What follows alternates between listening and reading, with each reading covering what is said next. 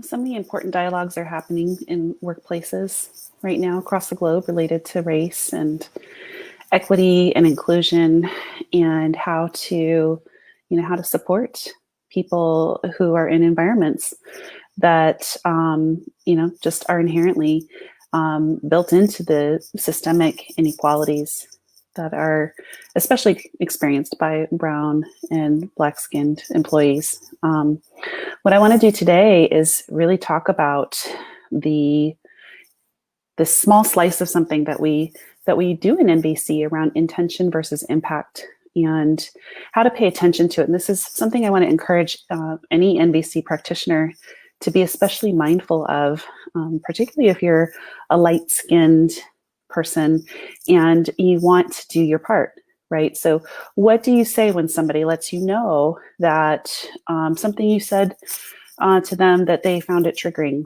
or painful? Can you be with them? Or do you have the knee-jerk tendency to kind of default back to focusing on how you didn't mean to hurt them or you didn't mean to say something painful? So we're talking about intention versus impact, and for those of us who are white, and applying this specifically to race right now, it's often our tendency to focus upon the good intentions that we had. I didn't mean to offend you. I like you. I'm not a racist. That's not what I meant. Here, let me explain.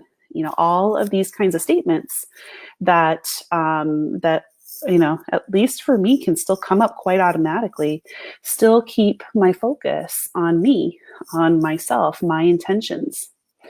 And are my intentions important? Sure. They definitely matter. And I can really hold myself around what I did or didn't intend to do or say. But in NVC, one of the things we try to do anytime there's a challenge in a relationship interpersonally is empathize with the other before requiring them to do the emotional labor of empathizing with us. And this is all the more significant when looking through the lens of systemic oppression, like asking those who systemically have been experiencing oppression to do extra work again, right? So I can hold myself with some self-empathy for the fact that I want my intentions to be seen. I have that need, and and certainly they can be, even if it's just by my own self. I can see my own intentions in any given moment, and make that conscious choice to take the spotlight from here and to really move into empathizing with the impact that somebody else has experienced. So impact before intention, it's how we empathize with the other, empathize with the impact. And then if there's room, and this is something you definitely check in about, with a connection request, do you have space to hear what I was meaning, and really listening? And if it's like, no, then letting it go. You may have a chance to talk about what you meant or didn't mean to begin with, but really letting yourself, keep the focus on wherever there was impact. So this may not be a long or fussy thing.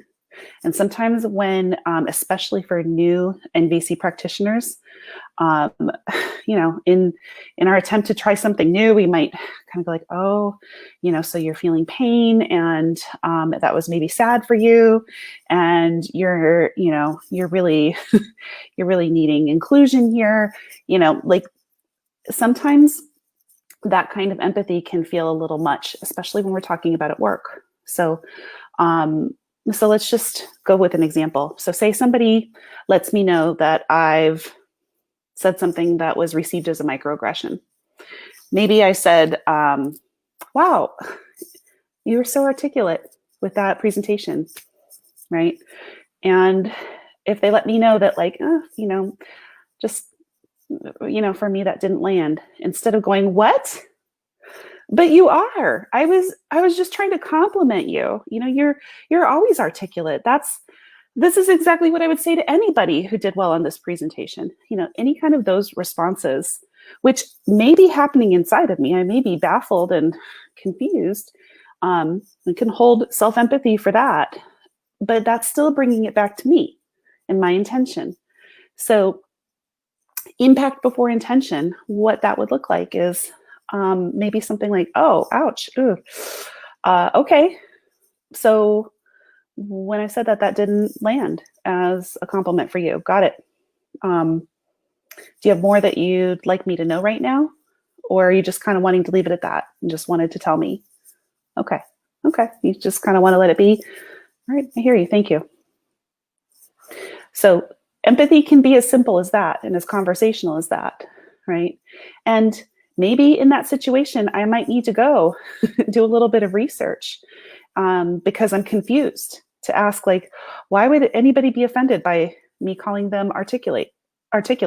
What in the world, right? I can do my own research, my own, kind of do the labor on myself instead of asking them to make it make sense to me. It's possible that they'll be up for it, and I've made an opening for it to, opening for them to kind of share with me a little bit about that. But this is really the thing that sometimes I may need to just be able to hold my own confusion, because in this system where I have all kinds of privilege, there's many ways in which I'm blind to it. And there's different ways that I can have impact that I'm not even aware of, right? So if somebody trusts me enough to even let me know that something I said was impactful, like my endeavor personally is to hold it that way, as like, wow, they, at least on some level, were willing to let me know, and I'm not going to make them do extra work to explain it to me. I'm going to, call up some of my friends that I can use as resources, some of my folks that I know are willing to have those conversations with me. So again, letting myself focus on the impact before I try to convince them, of my intentions, right? That's the key here. So what I'd love for you to do, if you're watching this, is go ahead and leave a comment down below. And if you have any questions about why this example is one that I used, or any piece about the concept of impact versus intention, feel free to leave a question below, and I'll keep an eye on it and get back to you. Thank you so much.